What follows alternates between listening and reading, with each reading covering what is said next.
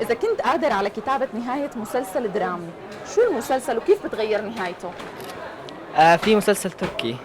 اخوتي ما كنت اتمنى انه ينتهي الصراحه، لانه كانت نهايته جميله وكنت اتمنى انها تستمر يعني بعد ما شو هو انهى. المسلسل؟ هو عباره عن حياه دراسيه وهاي. شو اسمه؟ اخوتي.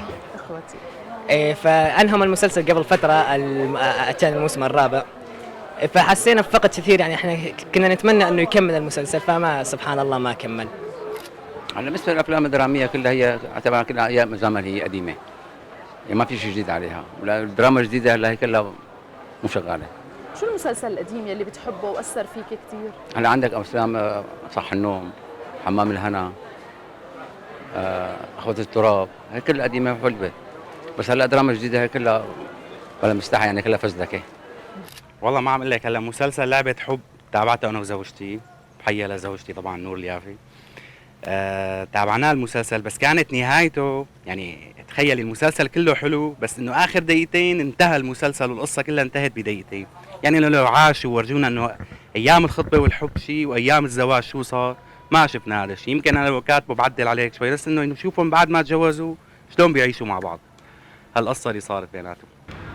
شو المسلسل وشو بغير نهايته؟ هلا حسب شو المسلسل، اذا كان حب ولا ان كان أنت شو مسلسلك المفضل؟ مسلسل هو تركي يعني.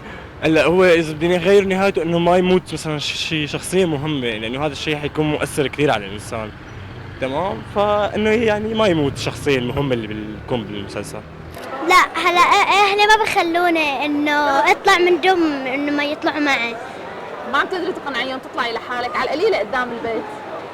ما لا. عم تقدري؟ ما بقدر انه يعني ما فيني اطلع لحالي روح هيك وهيك.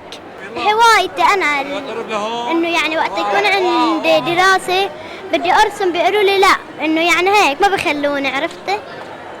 هيك يلا سلم. المآسي اللي عم مر فيها بطفولتي.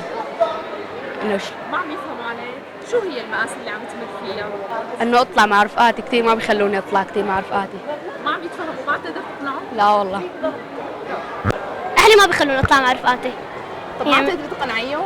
بلا بقدر اقنعهم، بس احيانا بيخلوني احيانا لا. طب ليه ما بيخلوكي؟ مثلا اذا برا يعني ما بخلوني اروح مع رفقاتي مثلا طلعات كثير، يعني اذا تحت بيتنا يعني هيك بخلوني يعني. شو الشيء اللي بتتمنى لو يفهموا الكبار عن جيلك؟ ان انا بحب لعبة البلياردو واهلي ما بخلوني العب فيها، بس انه هن ما بخلوني، بس انا بضل اقنعهم وحاول انه اعرف انه انا العب لعبة بلياردو وبلاي ستيشن وهدول الالعاب. يعني انت بتضل عم تحاول تقنع؟ بحاول اقنع اهلي لحتى يخلوني العب. يقولوا لي لساتك صغير انت على هدول الالعاب.